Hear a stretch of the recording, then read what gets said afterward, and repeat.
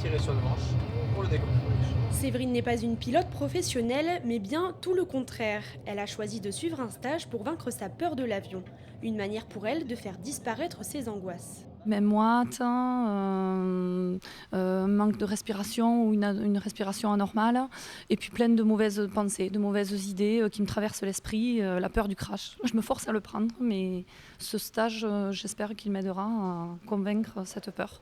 Vaincre la peur, cela passe par des exercices de respiration, de la cohérence cardiaque avec capteur, ou encore des cours théoriques pour voir comment fonctionne un avion.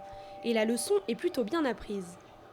Un avion, ça bouge que de 20 cm quand il y a des turbulences. Donc déjà, il faut arrêter de stresser, qu'un avion peut planer. Donc il n'y a pas besoin d'avoir de réacteur, même si ça tombe en panne, il peut planer. Et que les trajets en fait, des avions sont réfléchis en fait, au départ, justement pour qu'ils soient assez proches d'un aéroport, pour qu'ils puissent planer et atterrir. Coût du stage 430 € avec un suivi avant, pendant et après la session. Avant le stage, très important, on a un diagnostic, le but étant de comprendre quel est le type de la peur et son intensité, parce qu'on ne traite pas tout le monde de la même manière. C'est-à-dire qu'on ne va pas faire la même chose pour un claustrophobe et pour quelqu'un qui aura peur des turbulences. Et après le stage, il y a un vrai suivi. La psychologue va rappeler chaque personne pour un entretien téléphonique complémentaire. On va également rappeler chaque stagiaire la veille de son voyage pour lui donner la météo de son vol.